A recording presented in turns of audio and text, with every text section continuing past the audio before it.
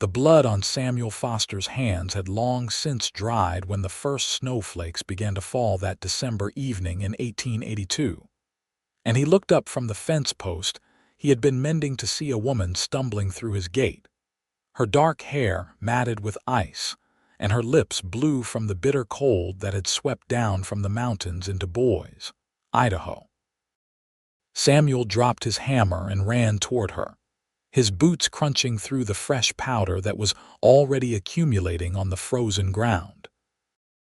The woman collapsed just as he reached her, and he caught her before she hit the earth, feeling how light she was in his arms, how her whole body trembled with a cold that went deeper than the winter air around them. "Madam, can you hear me?" He called out, but her eyes had rolled back and her head lolled against his chest as he carried her toward the small ranch house that sat at the edge of his property. The snow was falling faster now, thick flakes that stuck to his eyelashes and made it hard to see more than a few feet ahead. He kicked open the door and brought her inside, laying her carefully on the worn sofa near the fireplace where embers still glowed from the morning's fire. Samuel worked quickly, building up the flames until heat began to fill the room. Then he turned his attention to the woman. Her dress was soaked through, torn in places, and her feet were wrapped in rags that had once been some kind of cloth but were now little more than frozen strips. He grabbed every blanket he owned and piled them over her, then heated water on the stove and dampened a cloth to wipe the ice from her face and hands. She was young, he realized as he cleaned away the grime and cold, probably not much past 20. Her face was delicate, despite the harsh conditions that had clearly brought her to his door, with high cheekbones and full lips that were slowly regaining their color as warmth returned to her body. Dark hair fell in waves past her shoulders, and even in her current state, there was something striking about her that made Samuel's chest tighten in a way he had not felt in years. He sat back in his chair and watched her breathe, steady now instead of the shallow gasps that had frightened him when he first brought her inside. Outside, the storm was building into something serious, the kind of blizzard that could bury a man if he was caught out in it. Whatever had driven this woman to his ranch in such weather must have been desperate indeed. Samuel had been alone for 3 years now, ever since his wife Rebecca had died giving birth to a son who had not lived to see his first sunrise. The grief had hollowed him out, left him a shell of the man he had once been, and he had retreated to this small ranch on the outskirts of Boise where he could work with his hands and not have to face the pitying looks of townspeople who remembered what he had lost. He was 28 years old and felt ancient, worn down by sorrow and the hard labor of keeping a ranch running single-handedly. The woman stirred, a soft moan escaping her lips, and Samuel leaned forward. Her eyelids fluttered, then opened, revealing eyes the color of amber that caught the firelight and seemed to glow. She stared at him for a long moment, confusion and fear warring in her expression. "You are safe," Samuel said quietly, keeping his voice gentle. "You collapsed outside my ranch. I brought you inside to warm up." She tried to sit up but fell back against the cushions with a gasp of pain. Her hand went to her side and Samuel saw her wince. "Easy now," he said. "You are in bad shape. Let me help you." "Where am I?" Her voice was hoarse, barely more than a whisper. "My ranch, just outside Boise. My name is Samuel Foster." He stood and poured water from the kettle into a cup, added a spoonful of honey and brought it to her. "Drink this. You need to get your strength back." She took the cup with shaking hands and sipped carefully. Samuel watched as color continued to return to her face, the deathly pallor fading to something more human. When she had finished half the cup, she looked at him again. "My name is Katherine Kane," she said. "I need help." Samuel nodded. "That much is clear. What happened to you?" Katherine's eyes filled with tears that spilled down her cheeks. "I was traveling with a wagon train from Missouri. We were heading to Oregon, supposed to pass through Idaho on the way. 3 days ago, we were attacked by outlaws. They killed the wagon master and most of the men. Took everything of value. I managed to hide in the brush, but when I came out, everyone was gone. Dead or scattered, I do not know which. The words came out in a rush, and Samuel could see the trauma written across her face. He had heard stories of attacks on wagon trains, knew that the routes west could be dangerous despite the best efforts of law enforcement. Outlaws still roamed the territories, preying on those foolish or desperate enough to travel without proper protection. I have been walking for 2 days, Katherine continued. I lost track of time. Everything looks the same out here, and then the snow started falling and I could not see anything at all. I saw your light through the storm and just kept walking toward it. You are lucky you made it, Samuel said grimly. Another hour in that cold and you would have frozen to death. Katherine closed her eyes. Maybe that would have been better. Do not say that. The words came out more forcefully than Samuel intended, and Katherine's eyes snapped open in surprise. He softened his tone. You survived when others did not. That means something. What does it mean? Her voice was bitter. Everyone I knew is dead. Everything I owned is gone. I have nothing and no one. Samuel understood that feeling better than she could know. You are alive, he said simply. Right now, that is enough. They sat in silence for a while, the only sound the crackling of the fire and the howl of wind outside. The storm was getting worse, and Samuel knew they would be snowed in for at least a day, possibly more. He stood and went to the kitchen, pulling out ingredients to make soup. Katherine needed real food in her belly, and he needed something to do with his hands. As he chopped vegetables and added them to the pot with some salt pork and water, he felt Katherine's eyes on him. He was not used to having another person in his home, and the awareness of her presence made him hyper-conscious of every movement. When had he last spoken more than a few words to anyone? He went into town once a month for supplies, exchanged pleasantries with the shopkeeper, and came straight back to the ranch. That was the extent of his human interaction. You live here alone? Katherine asked, as if reading his thoughts. Yes. Samuel did not elaborate, and Katherine seemed to sense that there was a story there she should not press. It is a nice place, she said instead, looking around the small house. Cozy. Samuel glanced at the rough-hewn furniture, the bare walls, the sparse decorations. It was functional, nothing more. But through Katherine's eyes, perhaps it looked different. At least it was warm and dry. It serves its purpose, he said. The soup began to bubble, filling the house with a rich aroma that made Samuel's stomach growl. He realized he had not eaten since morning, too focused on his work to bother with food. He let the soup simmer for a while longer, then ladled it into 2 bowls and brought one to Katherine. She accepted it gratefully and ate slowly, careful with each spoonful. Samuel sat in his chair with his own bowl and ate mechanically, his mind turning over the situation. He could not turn Katherine out into the storm, that was certain. But what happened when the weather cleared? She had no money, no possessions, nowhere to go. Boise was not a large town, and opportunities for a single woman were limited at best. What will you do? He asked when they had both finished eating. Katherine shook her head helplessly. I do not know. Find work, I suppose. Is there a hotel in town where I could stay until I figure something out? There is a boarding house, Samuel said, but it is not cheap and without money. He trailed off, not wanting to state the obvious. I can work, Katherine said with quiet determination. I am not afraid of hard work. I helped my father run a general store back in Missouri before he died. I know how to keep books, manage inventory, and I can cook and clean. Someone in town must need help. Samuel admired her resolve. even as he doubted whether boys would welcome a strange woman with no references and a tragic story. People in small towns could be suspicious of outsiders, and Katherine would face an uphill battle convincing anyone to give her a chance. An idea began forming in his mind, one that he pushed away as soon as it surfaced.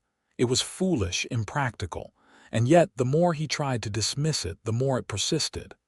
"I could use help around the ranch," he heard himself say. Katherine looked at him in surprise. "What?" "I am just one man trying to run this place," Samuel continued, the words coming faster now that he had started. "I have cattle, chickens, a vegetable garden.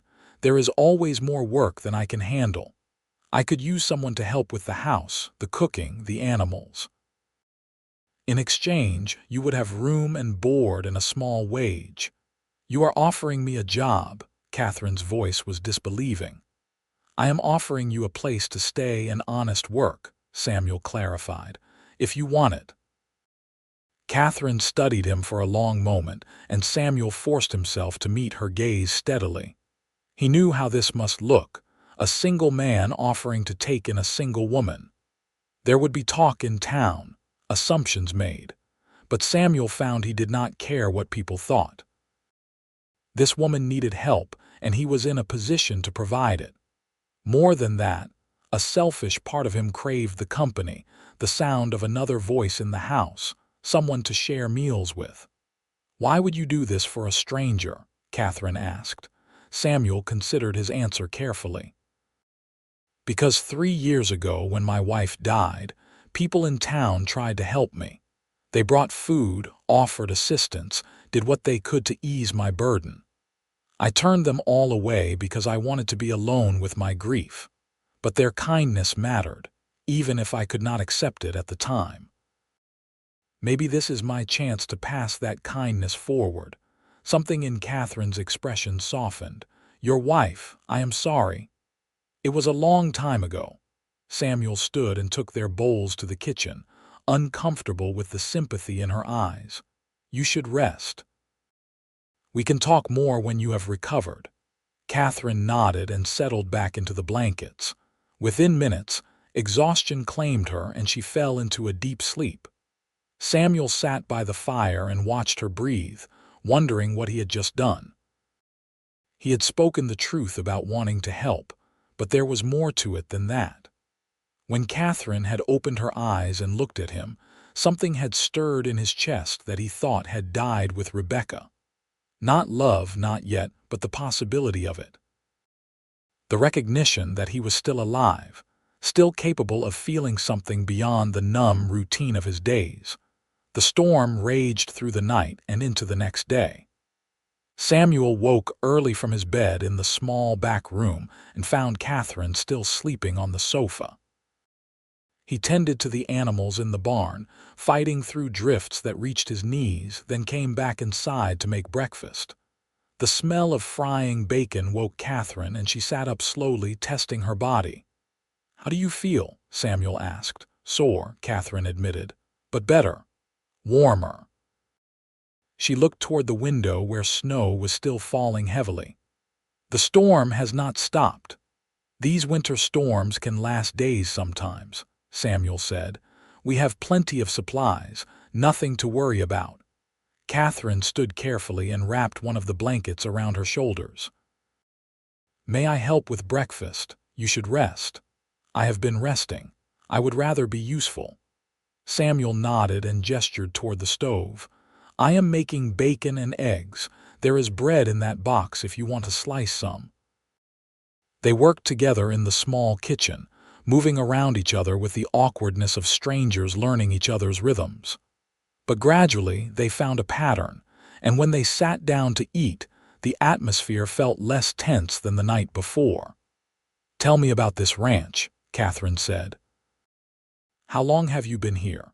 "I bought the land 5 years ago," Samuel said. "Built the house myself with help from some men in town. Started with just a few head of cattle and grew from there. It is not much, but it is mine. It must be hard work, managing everything alone." "It is." Samuel found himself talking more freely than he had in years. "I lost 2 cows last winter to the cold, could not get to them in time during a storm, and the garden is a constant battle with the weather and pests. But I make enough to get by, sell beef in town and sometimes to the fort when they need supplies." "There is a fort nearby?" Katherine asked. "Fort Boys, about 10 miles south. Army post. They keep an eye on the territory, make sure there is no trouble with the tribes or outlaws." Samuel paused. "Though clearly they cannot be everywhere at once, given what happened to your wagon train." Katherine's face clouded. "We were told the route was safe. The wagon master said he had made the journey a dozen times without trouble." "It only takes once," Samuel said quietly. "I am sorry for what you went through." They finished breakfast in silence, and then Katherine insisted on washing the dishes while Samuel went out to check on the animals again. The storm showed no signs of letting up, and he found himself oddly grateful for it. The forced isolation gave them time to adjust to each other's presence without the pressure of making immediate decisions about the future. Over the next 2 days, as the snow continued to fall, and then finally began to taper off, Samuel and Katherine fell into a routine. She took over the cooking and cleaning, and Samuel noticed immediately how much easier his life became with those tasks off his shoulders. The house felt different too, lived in rather than merely occupied. Katherine had a way of arranging things, small touches that made the space feel more like a home. She found some old fabric in a trunk and made new curtains for the windows. She reorganized the kitchen so everything was more efficient. She even swept out the corners Samuel had been ignoring for months. In the evenings, they sat by the fire and talked. Katherine told him about growing up in Missouri, about her father who had raised her alone after her mother died when Katherine was just a baby. She spoke about the decision to join the wagon train, how she had wanted a fresh start in Oregon after her father passed away 6 months earlier. "I thought I could outrun the grief," she said one night, staring into the flames. "Go somewhere new where everything was not a reminder of what I lost." "But grief does not work that way, does it?" "No," Samuel agreed. "It follows you wherever you go. I learned that the hard way." "Your wife," Katherine said softly. "What was she like?" Samuel hesitated. He had not spoken about Rebecca to anyone in 3 years. But something about Katherine's presence made it easier to access those memories without being overwhelmed by them. "She was kind," he said finally. "Patient. She wanted children more than anything, and when she finally got pregnant, she was so happy. We both were." His voice roughened. "The birth went wrong. The midwife did everything she could, but Rebecca was bleeding too much. She died within hours of our son being born, and he was too small, too weak. He lasted maybe 20 minutes. Katherine reached across the space between them and took his hand. Her touch was warm, her fingers squeezing his gently. "I am so sorry, Samuel. I blamed myself for a long time," Samuel continued, surprised by how much he wanted to keep talking now that he had started. "Thought I should have gotten her to a doctor in town instead of relying on the midwife. But the weather was bad and everyone said the midwife was skilled. There was nothing anyone could have done differently, or so they told me, but knowing that does not make it hurt less." "No," Katherine agreed. "It does not." They sat in silence, hands still joined, and Samuel felt something shift between them, a connection forged through shared loss and understanding. When Katherine finally withdrew her hand and wished him good night, Samuel found himself reluctant to see her go. The morning of the 4th day dawned clear and bright, the storm having finally blown itself out. Samuel woke to sunlight streaming through his window and the smell of coffee brewing. He dressed quickly and found Katherine in the kitchen, already preparing breakfast. "The storm has passed," she said when she saw him.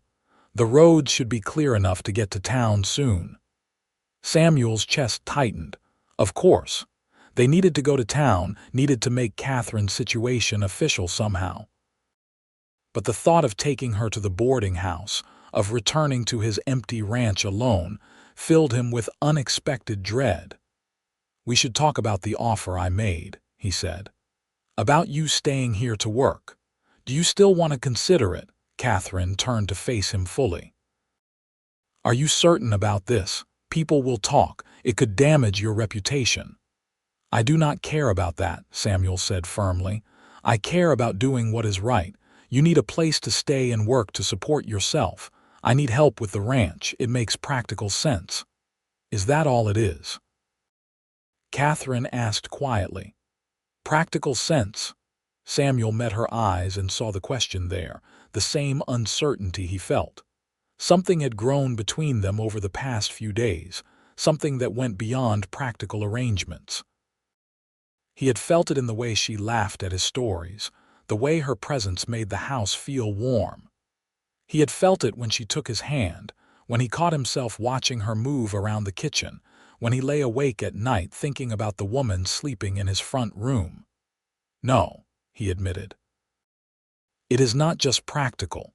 I like having you here, Katherine. I like talking to you. I like the way you make this house feel like a home again. But I do not want you to feel pressured. If you want to go to town and find another situation, I will help you do that. Whatever you choose, I will support it." Katherine's eyes glistened with unshed tears. "I want to stay," she said. "Not just because I need the work, though I do, but because these past few days have been the first time since my father died that I have felt like I belong somewhere. You make me feel safe, Samuel. You make me feel seen." Relief flooded through Samuel so intensely it almost made him dizzy. "Then stay. Stay as long as you want." They rode into Boise together later that morning, the wagon cutting through snow that was already beginning to melt under the winter sun. The town was small but bustling, with a main street lined with shops and businesses. People stopped to stare as Samuel drove past with Katherine sitting beside him, and he could practically feel the gossip beginning. Their first stop was the general store where Samuel introduced Katherine to the owner, a gruff man named Henry Morrison who had known Samuel for years. "This is Katherine Kane," Samuel said. "She survived an attack on her wagon train and needs some supplies. Clothes, shoes, whatever she requires. Put it on my account." Henry's eyebrows rose, but he nodded. "Of course. Miss Kane, let me know what you need."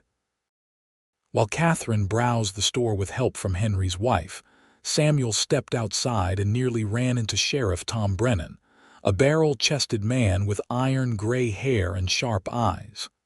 "Samuel Foster," the sheriff said. "Heard you brought a woman to town. That the one inside?" "Her name is Katherine Kane," Samuel said evenly.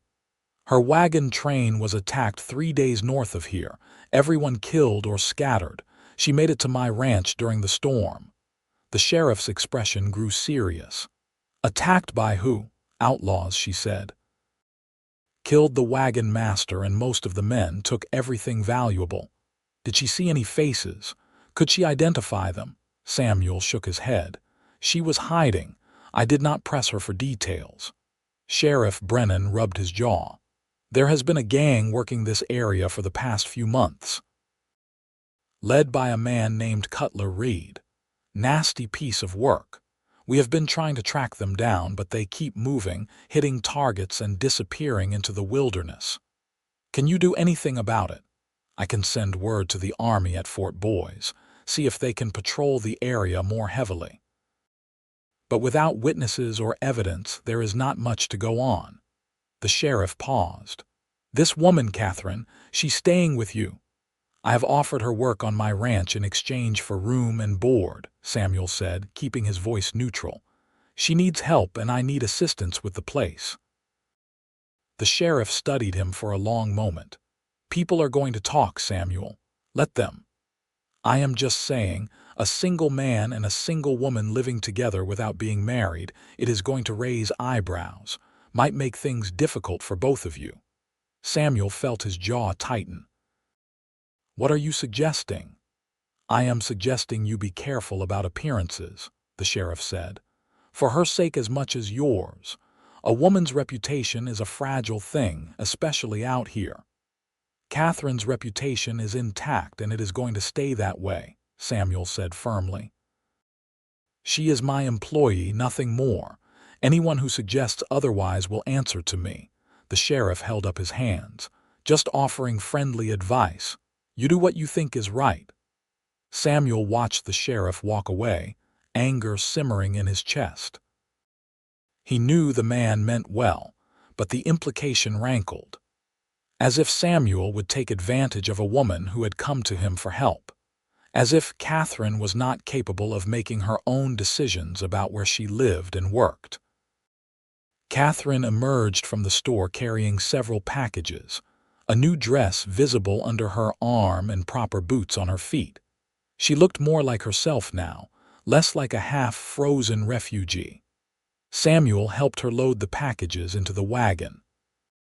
Sheriff seems concerned about our arrangement, Katherine said quietly as they drove back toward the ranch. You heard that. I was near the door. Hard not to overhear. She looked at him. Is he right? Will this cause problems for you? I do not care what people think, Samuel said. But I care what happens to you. If staying at the ranch makes your life harder, we can find another solution. Katherine shook her head. I am not going to let small-minded gossip dictate my choices. I need work. You are offering it. That is all anyone needs to know. Samuel felt a surge of admiration for her resolve. All right then. We face it together. The weeks that followed fell into a comfortable pattern. Katherine proved to be an invaluable help around the ranch, taking on not just the household tasks but also working with the animals. She had a gentle touch with the cattle and chickens, and Samuel found himself teaching her other aspects of ranch work as well. She learned to mend fences, to groom the horses, to recognize when an animal was ailing and needed attention. They worked side by side during the days, and in the evenings, they continued their long conversations by the fire. Samuel found himself opening up to Katherine in ways he had not expected, sharing not just his past but his hopes for the future.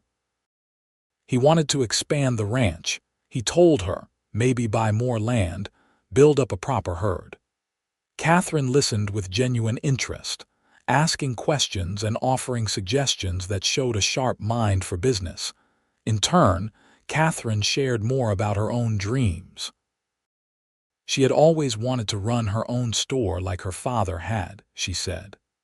The general store back in Missouri had been her whole world, and she missed the satisfaction of helping customers, of keeping track of inventory and orders, of being part of a community. Maybe one day you will have that again, Samuel said. Maybe, Katherine agreed, but her tone suggested she did not quite believe it. As January turned to February, Samuel became increasingly aware of how much he looked forward to seeing Katherine each morning, how her laugh could brighten even the coldest day, how natural it felt to have her working beside him. He caught himself watching her sometimes, admiring the way she moved, the expressions that flitted across her face, the sound of her humming while she worked. It was during one of those moments, watching Katherine feed the chickens while morning sun caught the highlights in her dark hair, that Samuel realized he was falling in love with her. The realization should have terrified him.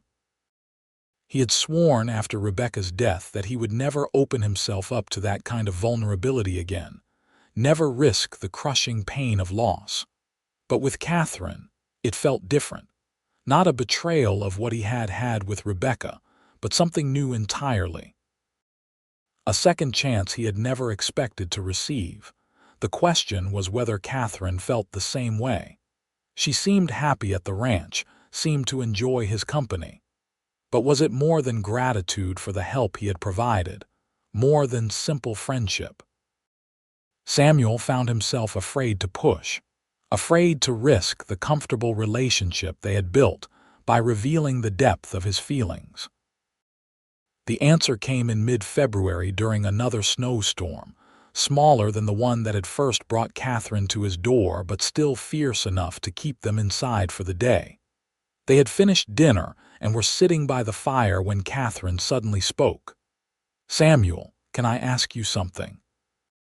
"Of course. Do you ever think about the future, about what you want your life to look like years from now?" Samuel considered the question. "I used to think I had it all figured out.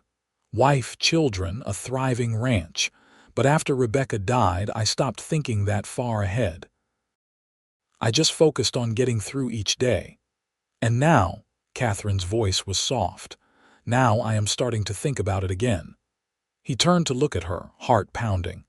"Katherine, these past 2 months with you here have made me realize something. I do not want to go back to being alone. I do not want to just survive anymore. I want to live again." Katherine's breath caught. "Samuel, I know this is complicated," he continued, the words tumbling out now that he had started. "I know we have not known each other long, and I know there are practical considerations. But I need you to know that what I feel for you goes beyond just appreciating your help around the ranch. You have brought light back into my life, Katherine.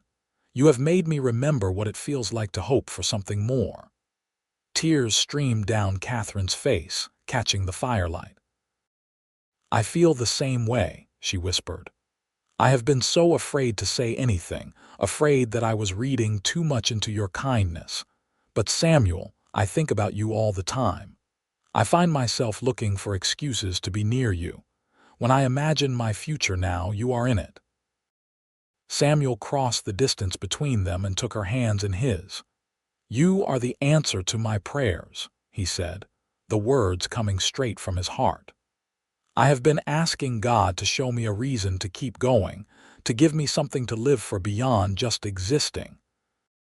And then snow fell as you stepped into my life, and everything changed." Katherine laughed through her tears. "I walked into your life half frozen and desperate. You walked into my life exactly when I needed you most," Samuel corrected. He reached up to cup her face, thumbs brushing away her tears. "Katherine Kane, I am falling in love with you. Have been since the moment you opened your eyes and looked at me. I know it is fast, and I know we should probably take more time, but I have learned that life is too short to waste. So I am telling you now while I have the courage. I love you." "I love you too," Katherine breathed, and then Samuel was kissing her, pouring 3 years of loneliness and longing into the touch of his lips against hers. Katherine kissed him back with equal fervor, her hands coming up to tangle in his hair, pulling him closer. When they finally broke apart, both breathing hard, Samuel rested his forehead against hers. "Marry me," he said. "I know we should court properly, but I do not want to wait. I want you to be my wife, want to build a life with you. Say yes, Katherine. Please say yes." "Yes," Katherine said, laughing and crying at the same time. "Yes, Samuel, I will marry you."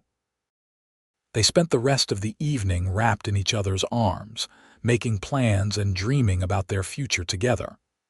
Samuel had never felt so alive, so full of possibility. The grief that had weighed him down for so long was still there, would always be a part of him. But it no longer defined him. Katherine had shown him that it was possible to honor the past while still embracing the future.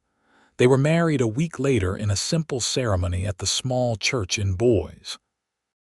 Sheriff Brennan served as witness, along with Henry Morrison and his wife from the general store.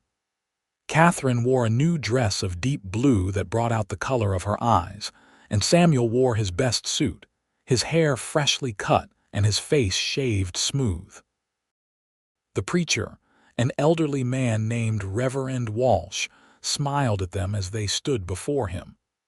"Marriage is a sacred covenant," he said, "a partnership built on love, trust, and mutual respect. Samuel and Katherine come before us today having already weathered storms together, both literal and figurative. They have seen each other at their most vulnerable and chosen to move forward together. That is the foundation of a strong marriage. When Samuel slipped the simple gold band onto Katherine's finger and promised to love and cherish her for the rest of his life, he meant every word with a conviction that shook him. And when Katherine made the same promises in return, her voice steady and sure, Samuel knew he had been given a gift he did not deserve, but would spend the rest of his life being worthy of. The small gathering clapped as the preacher pronounced them man and wife, and Samuel kissed his bride while joy surged through him like a physical force. This was what healing felt like, he realized. Not forgetting the past, but finding the strength to build something new despite it. They held a small celebration at the boarding house afterward, with cake and cider and well wishes from the townspeople who had gathered. Some had come out of genuine happiness for the couple, others out of curiosity about the woman who had appeared out of a snowstorm and captured Samuel Foster's heart. But Samuel did not care about their motivations. All that mattered was Katherine's hand in his, her smile as she accepted congratulations, the way she looked at him like he was the answer to her prayers too. As they rode back to the ranch that evening, now truly their home together, Katherine leaned her head on Samuel's shoulder. "Are you happy?" she asked. "Happier than I have been in years," Samuel said honestly. "Happier than I thought I could be again." "Good," Katherine said softly. "Because you deserve happiness, Samuel Foster. You deserve all the good things life has to offer." "So do you," he replied, kissing the top of her head. "And I am going to spend the rest of my life making sure you have them." The first months of their marriage were a period of adjustment and discovery. They were learning each other in new ways now, not just as friends or even as engaged partners, but as husband and wife. Samuel marveled at how Katherine fit into his life so seamlessly, how she anticipated his needs and he anticipated hers, how they moved around each other with growing ease and familiarity. Katherine threw herself into making the ranch house into a true home. She planted flowers in boxes outside the windows, despite the lingering cold, promising they would bloom come spring. She made new curtains and cushions, adding splashes of color to rooms that had been purely functional before. She cooked meals that made Samuel's mouth water and the house smell like the home he remembered from his childhood. But she also continued to work the ranch alongside Samuel, refusing to be relegated to just household duties. She had a talent for animal husbandry, he discovered, and the cattle seemed calmer when she was around. The vegetable garden, once Samuel's constant frustration, began to thrive under her attention. She had learned from her father about crop rotation and companion planting, knowledge that transformed their small plot into a productive source of food. In March, Samuel made a trip to Fort Boys to deliver beef the Army had ordered. He took Katherine with him, wanting her to see more of the territory and meet some of the people he did business with.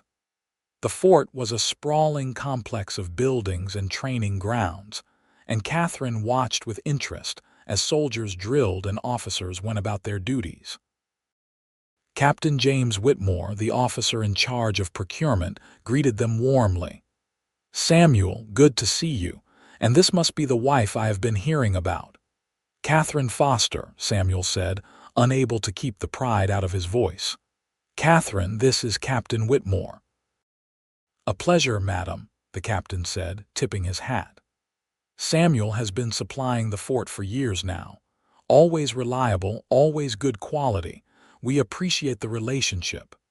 As they concluded their business, Captain Whitmore mentioned something that caught Samuel's attention. "We have been increasing patrols in the Northern Territory," he said. "That gang of outlaws I mentioned a few months back, the ones led by Cutler Reed, they have been getting bolder. Hit another wagon train last week." Catherine's face paled and Samuel put a protective arm around her shoulders. "Was anyone hurt?" he asked. "Two dead, several injured. The survivors made it to a settlement, but they lost everything." The captain's expression was grim. "We are determined to put a stop to it. I have men combing the territory, following leads. It is only a matter of time before we catch up to them." On the ride back to the ranch, Katherine was quiet, staring out at the landscape with haunted eyes. Samuel knew she was thinking about her own wagon train, about the people who had died and the trauma she had survived.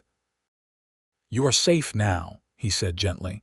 "I will never let anything happen to you." "I know," Katherine said, "but I cannot help thinking about all those people who were not so lucky, all those lives destroyed because of greed and violence." "The army will catch them," Samuel said. "And when they do, justice will be served." But privately, Samuel felt the same anger and frustration Katherine did. Men like Cutler Reed operated with impunity, preying on the vulnerable and leaving devastation in their wake. The law was doing what it could, but the territory was vast and law enforcement stretched thin. It was one of the harsh realities of life in the West. As spring arrived in earnest, the ranch burst into life. The snow melted away, revealing green grass and the first wildflowers. Catherine's flower boxes bloomed with color, and the vegetable garden began producing fresh greens and herbs. The cattle grew fat on the new grass, and Samuel felt cautiously optimistic about the year ahead. It was during a warm afternoon in April, while they were mending a section of fence together, that Katherine told him she was pregnant. Samuel froze, hammer suspended in midair. "You are sure?" "As sure as I can be," Katherine said, a nervous smile on her face. "I have been feeling poorly in the mornings and I am late. All the signs are there." 1,000 emotions crashed through Samuel at once: joy, terror, hope, fear. The memory of Rebecca's death was suddenly vivid in his mind, the blood and the pain and the terrible helplessness of watching her slip away. "Samuel," Catherine's voice was uncertain now, "are you all right? I thought you would be happy." "I am," Samuel managed. He dropped the hammer and pulled Katherine into his arms, holding her tight. "I am happy, Katherine. I am just scared after what happened with Rebecca." "I know," Katherine said softly, her hands rubbing soothing circles on his back. "I know you are scared. I am scared too. But I am also strong and healthy, and I have you. We are going to face this together, just like we face everything else." Samuel pulled back to look at her, seeing the determination in her eyes alongside the fear. "We will see the doctor in town," he said, "regularly. And we will make sure everything is ready, that you have everything you need." "We have time," Katherine assured him. "Months yet. But yes, we will be prepared." Over the following weeks, Samuel threw himself into preparing for the baby's arrival. He built a cradle from smooth pine, sanding it until there were no rough edges that could harm tender skin. Katherine sewed blankets and tiny clothes, her face glowing with anticipation, despite the morning sickness that plagued her for the first few months. They traveled to Boise every 2 weeks so the doctor could examine Katherine and ensure everything was progressing normally. Dr. Harrison, a kind man in his 50s, assured them that Katherine was healthy and the pregnancy was proceeding well. "You are young and strong, Mrs. Foster," he told her during one visit, "and you are taking good care of yourself. I see no reason why this should not be a straightforward birth." His words helped ease some of Samuel's anxiety, though he knew he would not truly relax until the baby was born safely and Katherine had recovered. He had lost too much already, and the thought of losing Katherine was unbearable. As summer arrived and Katherine's belly swelled with their growing child, Samuel found himself talking to the baby, telling stories and making promises. He promised to be a good father, to teach his son or daughter everything he knew about ranching and life. He promised to love this child with everything he had, to protect and provide and be the kind of father his own father had been. Katherine would laugh and place his hand on her belly so he could feel the baby kick, strong movements that filled Samuel with wonder. There was a life growing inside his wife, a child created from their love. It felt like a miracle after so much loss. In August, Sheriff Brennan brought news that Cutler Raid and his gang had finally been caught.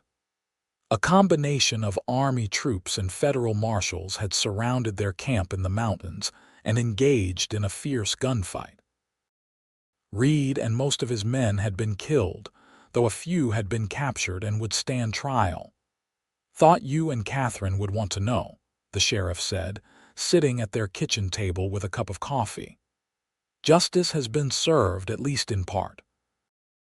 Those who died can rest easier knowing their killers will not hurt anyone else." Katherine placed a hand on her belly, which was now large and prominent. "Thank you for telling us," she said quietly. "You are right. It helps to know." After the sheriff left, Samuel found Katherine standing at the window, staring out at the mountains in the distance. He came up behind her and wrapped his arms around her, resting his hands over hers on her belly. "It is really over," she said. "That chapter of my life is finally closed."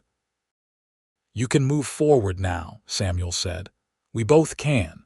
Katherine turned in his arms to face him. "I already have moved forward. The moment I walked through your gate during that snowstorm, I started a new chapter. Everything that happened before led me to you, Samuel. To this life we are building together. I would not change a single thing, because it all brought me here." Samuel kissed her deeply, pouring all his love and gratitude into the gesture. When they broke apart, he pressed his forehead to hers. "You are the strongest, most amazing woman I have ever known," he said. "And I fall more in love with you every single day." The baby came in late September, arriving during the golden hour of evening when the setting sun painted everything in warm light.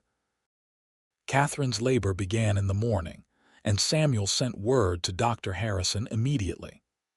The doctor arrived by early afternoon and took over the bedroom, sending Samuel out to pace the front room while Katherine's cries filtered through the door.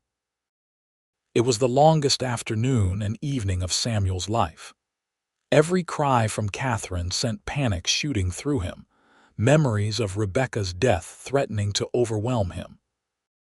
He prayed continuously, hands clasped tight, begging God to spare his wife and child, promising anything if they would just both survive. As the sun began to set, the cries changed in pitch, and then Samuel heard it. The thin, reedy wail of a newborn baby. He was on his feet instantly, every muscle tensed, waiting. The minutes stretched impossibly long, and then the door opened and Dr. Harrison emerged smiling. "Congratulations, Mr. Foster. You have a healthy son." Samuel's knees nearly buckled with relief. "Katherine is doing wonderfully. Tired, of course, but healthy. It was a good birth, no complications. You can go in and see them." Samuel entered the bedroom on shaking legs.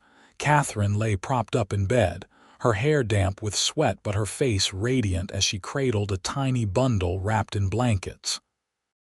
She looked up as Samuel approached, and her smile was brilliant. "Samuel, meet our son." Samuel sat carefully on the edge of the bed and looked down at the baby in Katherine's arms. His son, a tiny, perfect human being with a shock of dark hair and miniature features. As Samuel watched, the baby yawned and opened his eyes, and Samuel felt his heart expand to accommodate this new, overwhelming love. "He is beautiful," Samuel whispered, touching one tiny fist with a gentle finger. The baby's hand opened and closed around Samuel's finger, gripping with surprising strength. "I was thinking we could name him Thomas," Katherine said. "After my father, Thomas Foster. What do you think, Thomas?" Samuel repeated, testing the name. I think it is perfect." They sat together, the three of them, and Samuel marveled at how his life had transformed. 2 years ago, he had been alone and hollowed out by grief, convinced he would never feel joy again. Now he had a wife he adored and a son who represented hope and future. The past would always be part of him, but it no longer defined him. He had been given a second chance at happiness, and he would treasure every moment. The next few months were exhausting and exhilarating in equal measure. Thomas was a good baby, healthy and strong, but he still required constant care. Katherine amazed Samuel with how naturally she took to motherhood, nursing and soothing and caring for their son with a patience and gentleness that made Samuel fall even more in love with her. Samuel found himself equally besotted with his son. He would hold Thomas for hours, just watching him sleep, memorizing every feature. He talked to the baby constantly, telling him about the ranch, about the cattle and the land, about all the things they would do together when Thomas was older. "You are going to spoil him," Katherine teased one evening, watching Samuel rock Thomas by the fire. "Good," Samuel said without apology. "He deserves to be spoiled. He deserves to know every day how loved he is." Katherine's eyes grew soft. "He will know. How could he not with you as his father?" Winter arrived again, bringing snow and cold, but this time the house was warm with love and laughter. Samuel's ranch continued to thrive, and he found himself thinking about expansion again. With Katherine's business sense and his knowledge of ranching, they made a formidable team. She kept the books and managed their finances, discovering ways to save money and maximize profits that Samuel had never considered. In the spring, Samuel bought additional land adjacent to their property, doubling the size of the ranch. He hired 2 ranch hands to help with the increased workload, young men from town who were grateful for the steady employment. Katherine suggested they start raising horses in addition to cattle, pointing out that there was growing demand from the army and settlers moving into the territory. "You always wanted to run a business," Samuel said one evening as they reviewed their plans. "This is your chance. We are partners in this, Katherine. Your ideas are just as important as mine." "I never imagined I would be a rancher," Katherine admitted, "but I love it, Samuel. I love building this life with you, watching our dreams take shape."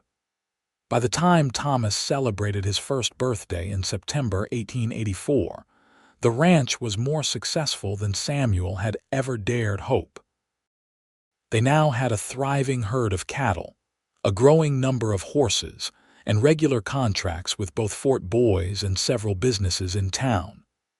The house had been expanded to include more bedrooms and a proper office where Katherine managed the ranch's accounts. More importantly, they were happy. Samuel woke each morning beside the woman he loved, spent his days working land that belonged to him, and ended each evening playing with his son and planning for the future with his wife. The grief that had once consumed him was now just a distant ache, honored but no longer overwhelming. One evening in October, as they sat on the porch watching Thomas toddle around the yard under the watchful eye of one of the ranch hands, Katherine took Samuel's hand. "I have something to tell you," she said, a smile playing at her lips. Samuel looked at her, seeing the familiar glow in her expression. "You are pregnant again." "Yes," Katherine laughed at his expression. "You are not surprised. I had my suspicions," Samuel admitted. "You have been tired lately, and I have heard you being sick in the mornings." "We are going to have another baby," Katherine said, joy evident in her voice. "Another child to love and raise. Are you happy?" "I am terrified and thrilled in equal measure," Samuel said honestly. "But yes, Katherine, I am so happy I can barely stand it." This pregnancy was easier than the first, perhaps because Katherine knew what to expect and was not working quite as hard around the ranch. She focused on managing the business side of things while Samuel and the ranch hands handled the physical labor. Thomas was a busy toddler who kept her on her toes, but she managed everything with the same grace and competence she brought to every aspect of her life.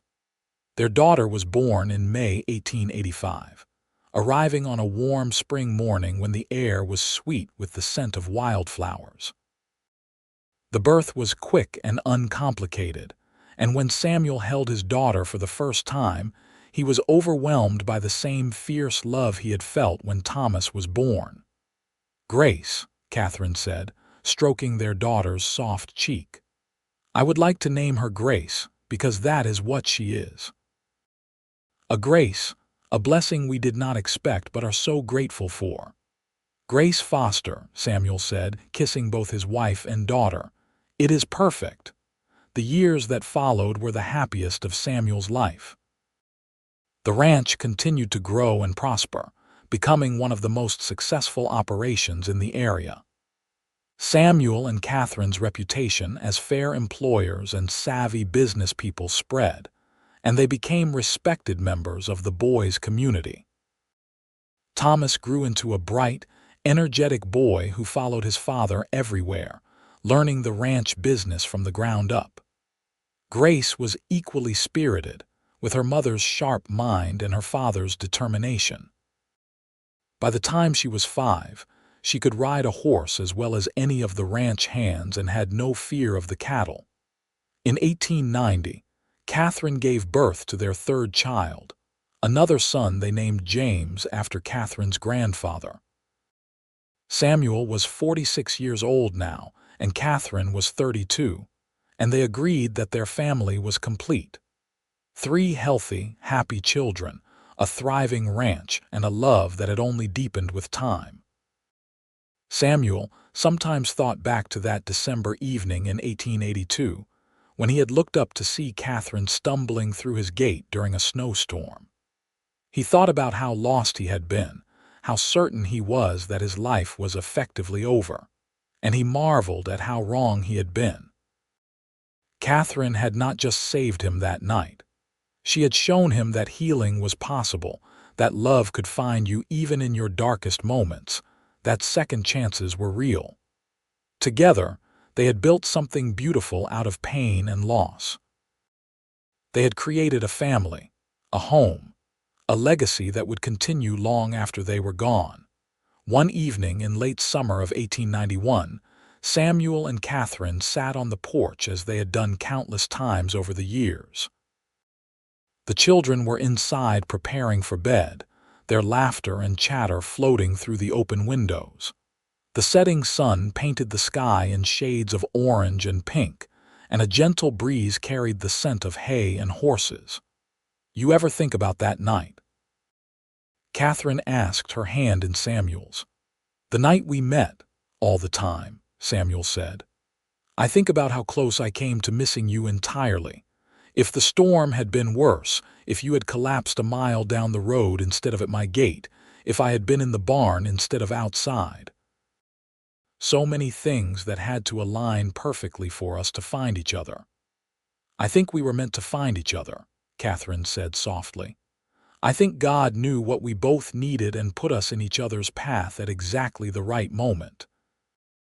"You were the answer to my prayers," Samuel said, echoing the words he had spoken years ago when he first told her he loved her. "I had stopped believing that anything good could happen to me, and then snow fell as you stepped into my life, and everything changed." Katherine turned to him, her eyes bright with tears.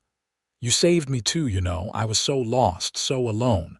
I thought my life was over, but you gave me a home, a family, a reason to keep going. You gave me everything, Samuel." "We gave each other everything," Samuel corrected, pulling her close. "We saved each other." They sat in comfortable silence, watching the sun complete its descent below the horizon. Inside, the children's voices grew quieter as they settled down for sleep. The ranch stretched out around them, solid and real, built by their hands and their determination. Samuel thought about the future, about watching his children grow up and have families of their own. He thought about growing old with Katherine by his side, continuing to work the land they both loved. He thought about grandchildren eventually, about the legacy they would leave behind. But mostly, he focused on the present moment. The feeling of Katherine's hand in his, the sound of her breathing, the warmth of her presence. This was happiness, he realized. Not some distant goal to be achieved, but a state of being he inhabited every single day. It was found in the small moments as much as the grand ones, in shared glances and quiet conversations, and the simple act of existing together. Years later, when Samuel was in his 60s and Katherine in her late 40s, they would sit their grandchildren down and tell them the story of how they met. The children would listen with rapt attention as Katherine described the terrible storm and how she had nearly frozen to death before stumbling onto Samuel's ranch. They would lean forward as Samuel talked about seeing her collapse, about nursing her back to health, about the moment he realized he was falling in love. "So Grandma just showed up in a snowstorm?" one grandchild would ask, eyes wide. "She did," Samuel would confirm. "Snow fell as she stepped into my life, and I knew immediately that she was special. I told her she was the answer to my prayers, and I meant it. Your grandmother saved me in every way a person can be saved." "Grandpa saved me too," Katherine would add, squeezing Samuel's hand. "We saved each other." And the grandchildren would run off to play, carrying with them the story of their grandparents' love, a story that would be passed down through generations. A story of loss and healing, of second chances and faith, of two broken people who found each other and built something beautiful together. But that was still years in the future. On this summer evening in 1891, Samuel and Katherine were simply a husband and wife sitting together at the end of another day, grateful for everything they had and everything they had yet to experience. The ranch would continue to thrive. Their children would grow strong and capable, eventually taking over the family business. More grandchildren would come, filling the house with noise and laughter. There would be challenges too, of course. Hard winters and dry summers, cattle that sickened and crops that failed. Arguments and disagreements, moments of frustration and fear.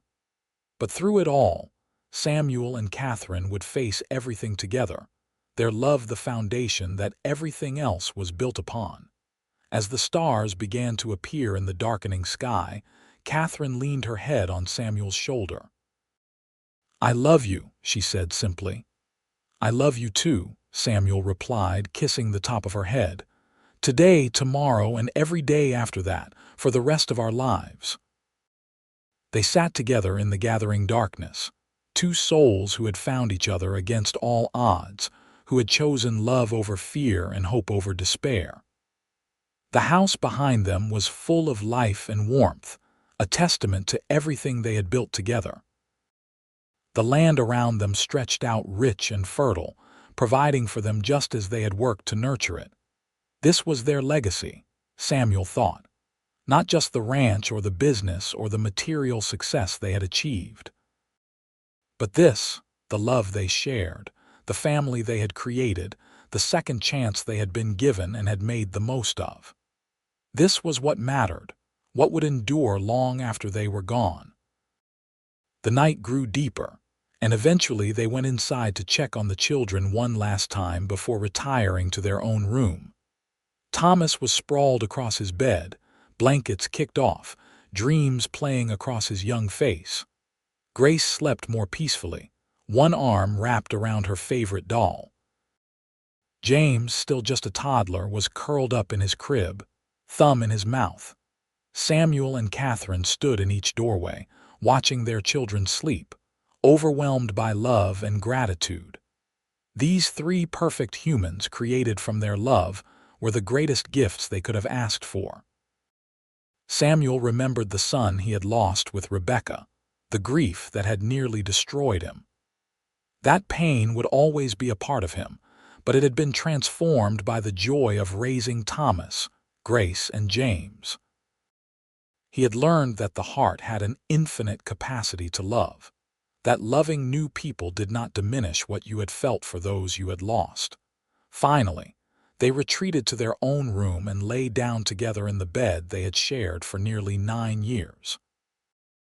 Katherine curled into Samuel's side, her head on his chest, his arms wrapped around her. This was where she belonged, where they both belonged, together. "Thank you," Samuel said into the darkness. "For what?" Katherine asked sleepily. "For stepping into my life that night, for trusting me, for building this beautiful life with me, for giving me everything I never knew I still needed." Katherine lifted her head to kiss him softly. "Thank you for seeing me, for saving me, for loving me. I could not have asked for a better partner, a better father to my children, a better man to spend my life with." They held each other close as sleep claimed them, secure in their love and their shared future. Outside, the wind whispered through the trees and the stars wheeled overhead. The ranch slept, the animals safe in their barns and pastures. Everything was as it should be, and somewhere in the house, one of the children stirred and called out, a wordless sound that was answered by a parent's soothing voice. The sound of a family, of a home, of a love that had survived loss and flourished beyond anything either Samuel or Katherine had thought possible. This was their happily ever after, earned through pain and forged in hope. It was not perfect, because life never is. But it was real and it was theirs, and that was more than enough. That was everything. The years would continue to unfold, bringing both joys and sorrows as all lives do. But Samuel and Katherine would face them together, their love the constant that everything else revolved around. They had found each other in the darkest of times and had created light together. They had taken broken pieces and built something whole and beautiful. And when, many years later, they were both old and gray and surrounded by children and grandchildren and great-grandchildren, they would look back on their life together with satisfaction and pride. They would remember that snowy December night when Katherine had stumbled through Samuel's gate, half frozen and desperate. They would remember falling in love by firelight, getting married in a small church in Boise, bringing their children into the world, building their ranch into something that would last for generations. They would remember it all, every moment precious, every memory treasured. And they would know that they had been blessed beyond measure, that they had been given a second chance at happiness, and had made the most of it. They would know that their love story, born in snow and struggle, had become something legendary in their family, a testament to the power of hope and the resilience of the human heart. But that was still far in the future. For now, on this summer night in 1891, Samuel and Katherine Foster slept peacefully in each other's arms, their children safe nearby, their ranch prospering around them. They slept the sleep of those who are loved and who love in return, who have found their place in the world and made it their own. And somewhere in the night, carried on the wind, was the echo of words spoken years ago in the heat of new love. "You are the answer to my prayers." Words that had proven true in ways neither of them could have imagined. Words that would continue to resonate through the years and generations to come.